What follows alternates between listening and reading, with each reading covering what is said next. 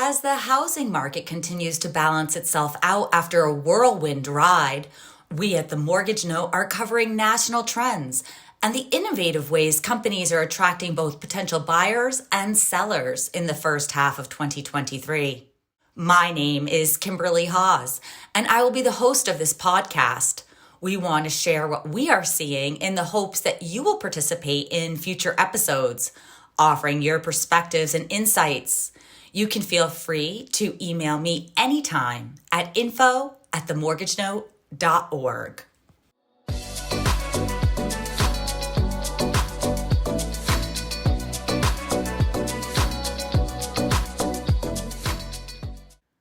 As the state of North Carolina grows, the coastal city of Wilmington has been popular, with house prices trending up.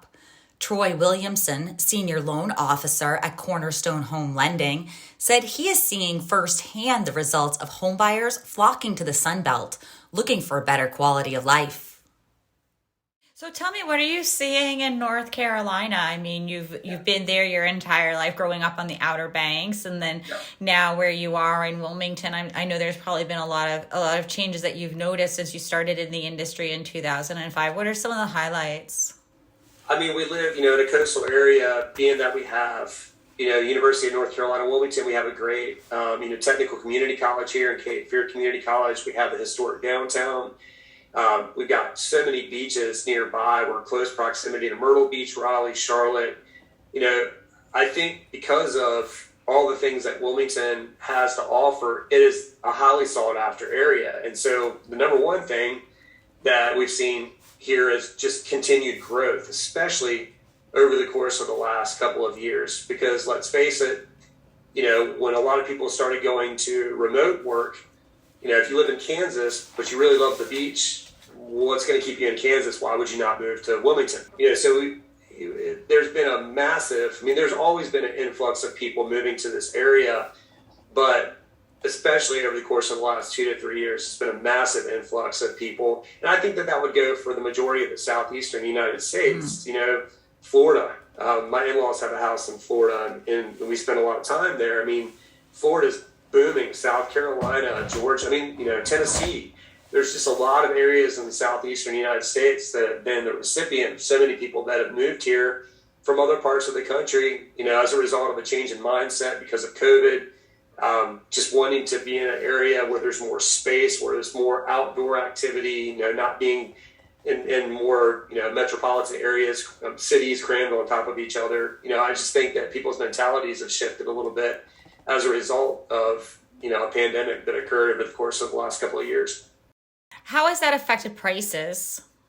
Well, there's a significant amount of demand and a very limited amount of supply, and that's not going to get any better anytime soon, in my mind, until interest rates come down. Because if you're sitting on a 2.75% interest rate, and granted, yes, hey, I can sell my house right now and make $400,000 or $500,000, but if I'm going to go buy something, I'm going to pay more for it, and my interest rate is going to be more than double. So as a result, I think people are just continuing to sit tight. They're not willing to, at the current time, until rates come down a bit, willing to list their house on the market. So, a lot of it falls on the lack of existing inventory. Obviously, we have a lot of new construction here, but then you've got new construction prices because of supply chain issues and labor shortages and things like that, and delays. And so new construction isn't always something that's appealing to a lot of people either. So, the demand's going to remain strong, and the supply is going to take a long time to catch up. I don't think that we see the appreciation that we've seen over the last 2 to 3 years by any means, but I definitely think that we continue to see a gradual rate of appreciation in this market for the foreseeable future. Now, how are towns and cities dealing with some of that? I'm sure that government leaders on the local and even state level are really eyeing this, and especially if you're taking a huge influx of people into your state, you've got to be paying attention to this as state and local leaders. What are they saying? What are they telling you guys, Troy? Wilmington, just due to the influx of people that have been coming here over the course of the last several years, take out the last 2 to 3 years. From an infrastructure standpoint, we already weren't prepared for the influx of people, especially what we got over the course of the last 2 to 3 years. I mean, if you drive around here for a day, it becomes readily obvious that, that we're beyond capacity for what we've got from an infrastructure standpoint. And then you take into account surrounding counties. So Brunswick County is our neighboring county to the west. And Brunswick County is the #1 fastest growing county in the state of North Carolina. And I believe, I don't know if it still is, but not too long ago was, I think, 10th fastest growing in the country. So same thing, granted there's a lot more land and stuff, but they're trying to build new roads and ties into interstates and things like that as fast as they can. But I mean, you just got a massive influx of people continuing to go there, especially being that Brunswick County is going to be a little bit more affordable from home price, property taxes, overall, cost of living. People, that's why people flock there. As far as, I know, community leaders, I mean, obviously one of the big things that is talked about is affordable housing, because you created somewhat of a, not you, I mean, like here locally we have it, but I mean, the market itself has created somewhat of an affordability crisis, because if you're trying to buy in Wilmington, and again, with the high amount of demand, and there's people moving here from California, Montana, Idaho, New York, New Jersey, and they're moving here with money. And when they're coming in with large down payments or cash, and you got a first-time home buyer who's very well qualified, that has a good income, and maybe has 10% to put down, they're still not going to be able to compete with a cash buyer or someone that's putting down several $100,000. Seller's going to look at that and be like, less risk, I'm taking that offer. So then what ends up happening, is you basically create, increased property values, increased property prices. It gets to the point where those very well qualified first-time home buyers, even though they have excellent credit, great jobs, great income, and a decent down payment, they can't afford to buy something, because the external buyers that are coming in have kind of boosted the marketplace. So it stinks, because then people have to rent. If you drive around Wilmington and you look at, there's an apartment complex being built on every corner. And I always tell people, when they ask, well, I'm not sure if buying a home is the smart thing to do. I'm like, hey, look, apartment complexes on every corner. When developers are throwing millions of dollars at building these things, it's not because they think they're going to rent them. They know they're going to rent them. They've done the studies. They're well aware of the fact that the vacancies, the application percentage to vacancies. And, so now you've somewhat created, with all the people that may not be able to buy because they've lost motivation because they've been beat out so many times on cash offers, or, more qualified buyers with larger down payments. Now they're forced to rent. And if you count all the people that are coming here that either can't buy, whether they can't afford it, can't qualify, or can't find something, they're forced to rent. Now you're creating an affordability crisis from a rental perspective as well, because you've got the whole supply and demand issue that's occurring in the rental market as well as the buyer's market. So it's tough, because it's pushing people to the point where rents continue to go up. You can't buy, and then you get to the point where you can't afford to rent anymore. The rental market's, it's gotten crazy. You see people moving away, or people moving into much more ruralized areas, because that's the only place they can go and afford to live. So I don't know what the solution is. It stings, because you do see a lot of instances where people are like, I can't afford to live here anymore. So it presents certainly a lot of challenges. I would not want to be in the shoes of leaders here locally trying to figure out ways. And I know they talk about it. I mean, I know, I think there will be some affordable housing options, but they're going to be in neighboring counties that are a little bit further out. People are just going to have to get comfortable with the fact that they're not going to be able to live in Wilmington. They're going to have to go, to more rural areas in order to be able to qualify to buy a house.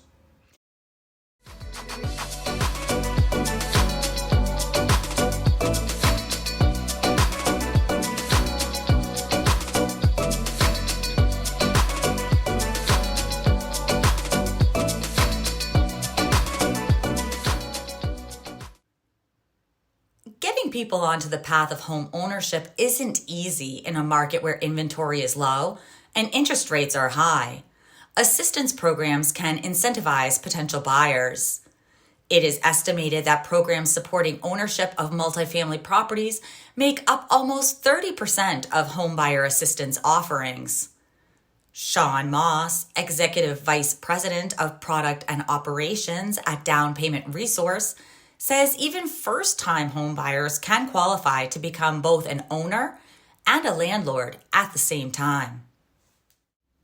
Yeah, so what we're doing is monitoring all of these programs and their eligibility criteria, an important part of which is property eligibility. So essentially what kinds of properties can be purchased with down payment assistance or some of these other programs. And almost 30% of all these programs across the country allow for the purchase of multifamily residential properties. So in addition to just a single family detached home or a condo or a townhome, a lot of these programs will allow you to purchase a duplex, triplex, or a quadplex, so 2, 3, or 4 unit property, so long as the buyer is going to own or occupy one of those units. And so an interesting opportunity that arises out of that is if a consumer is, let's say, interested in purchasing a duplex and they need a little down payment assistance, a common path would be, okay, you can buy the duplex with certain types of down payment assistance. You have to own or occupy one of those units, but then you have the opportunity to rent the other and cash flow that other unit. So you sort of become a first-time home buyer as well as an investor at the same time. Now that's going to require, in almost all cases, that the buyer complete a home buyer education class. And typically, if they're buying a multifamily residential property, they're also likely to have to go through some sort of landlord training or something, so they understand that part of home ownership as an investment. Those are the kinds of additional inventory solutions that we're trying to uncover. Inventory is strapped in just about every market across the country right now.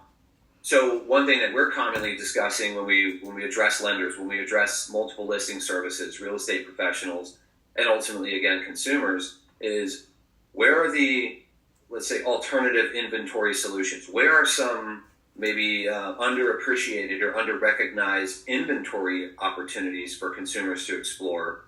What we're talking about here opens up multifamily residential for even first-time home buyers so that they can still get into a home, but also then have an opportunity for the upside opportunity of an investment property. For people who are looking to both buy and sell at the same time, the fintech company Knock is partnering with lenders and real estate agents to offer homeowners a chance to leverage the equity in their property so they can buy another house before selling their current one. A homeowner can use an equity advance loan for a down payment, to buy down the mortgage rate, and to cover closing costs on their new house.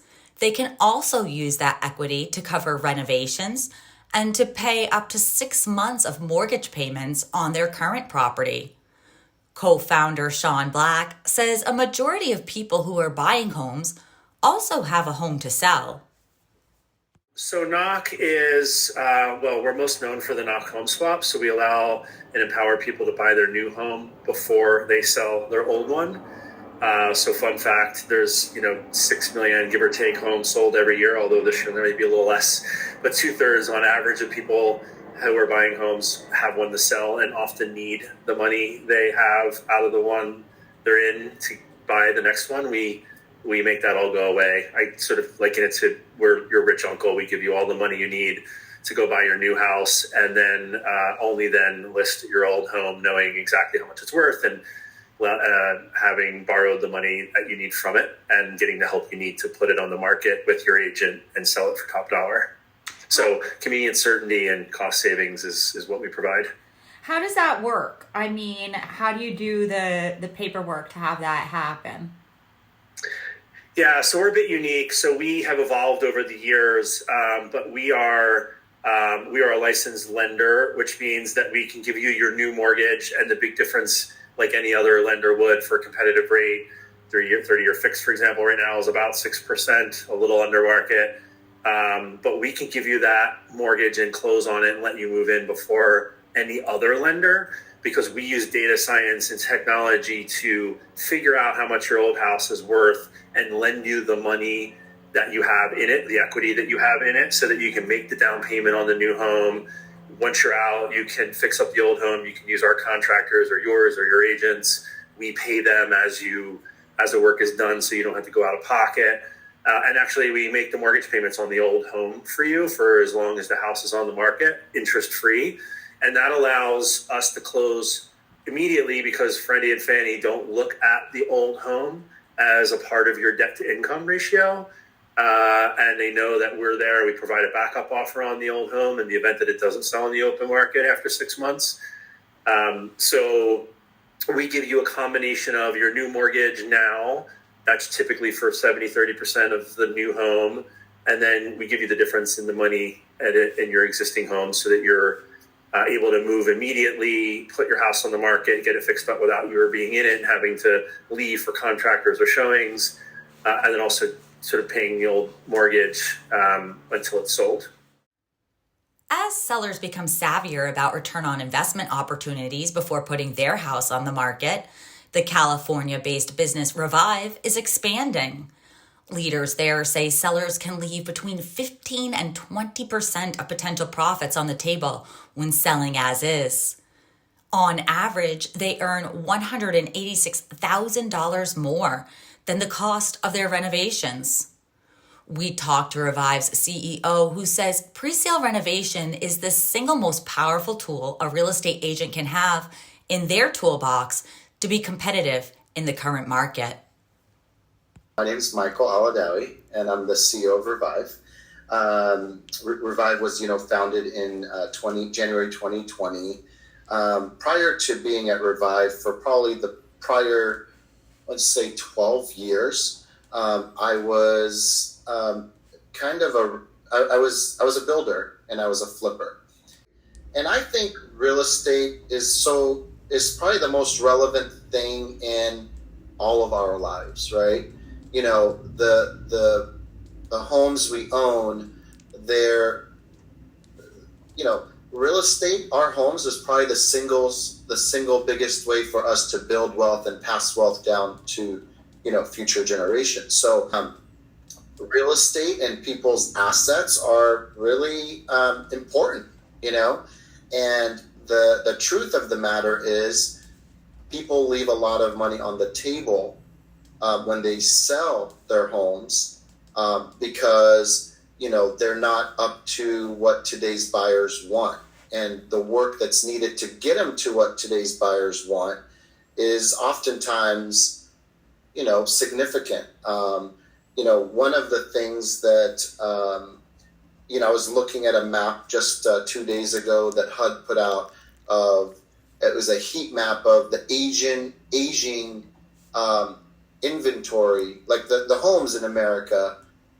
50% of them are over 50 years old, like built over 50 years ago.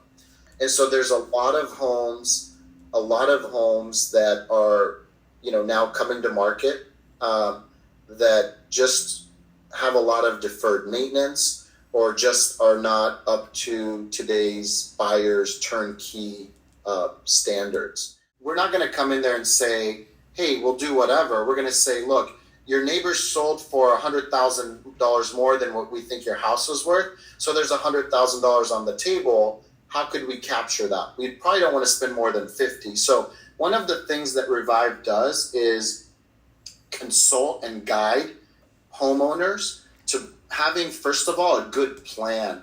Because one of the biggest things that, people that do this on their own is they overspend on improvements, right? Or they're solving the wrong types of problems. They're solving the problems that they had in that home and not necessarily the problems that today's buyers are going to be looking for, right? So it kind of starts with making sure they have a good plan that is rooted in ROI, not over-investing, and also not under-investing.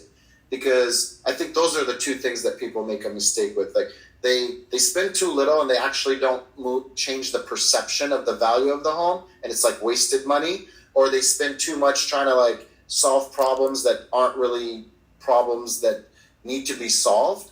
And so we help guide them to that sweet spot of, what do you really need to do? So it starts with guidance. We also provide the money to execute on that plan. And so what we do is we front the money to the contractors, and we wait to get paid back through the sale of that home. And we give people up to 12 months to get that home sold. So that's really amazing. And it's a service that is that comes, it's not a loan, so there's no interest or fees associated with it. This type of service is now a standard for consumers, right? The ability for a realtor to offer a turnkey solution that includes the money and helps their clients maximize the value of their homes, or helps their clients bring their homes to market, position to garner top dollar, is a standard now. 5 years ago, if you had a house that was completely in disarray or disrepair, and it needed $100,000 to get it fixed up, and you didn't have it, and you weren't comfortable working with contractors, it just wasn't going to get done. And now this is a service that is it is become an industry standard. And if you're a realtor that is not offering this as a solution, then you're probably going to get, you're at a disadvantage. Right? Imagine if a realtor came to your home today and said, I'd love to list your home. And you said, I'd love to get $1 million for my home. And I said to you, well, unfortunately, Kimberly, the condition of your home, you could only get 900. That's just the reality of, look at the comps. These other homes that sold for $1 million are a lot nicer. And you say, okay, well, I have another appointment with another realtor. And that other realtor shows up and says, oh, you want $1 million? Absolutely, we can get that. We're going to have to change your carpet, paint your house. That's going to be $30,000. But I'm going to take care of that fee. We can just pay that out of escrow. And I have the contractor network where you don't have to stress about it. Who do you think you're going to hire? Right? And so this is becoming a standard in the industry.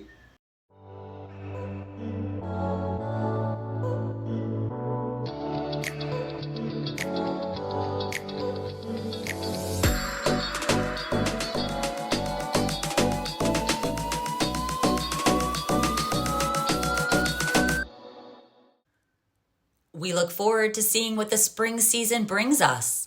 As I said at the beginning of this podcast, we want to hear from you.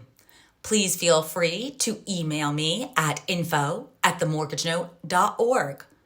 Once again, my name is Kimberley Haas. Have a great day.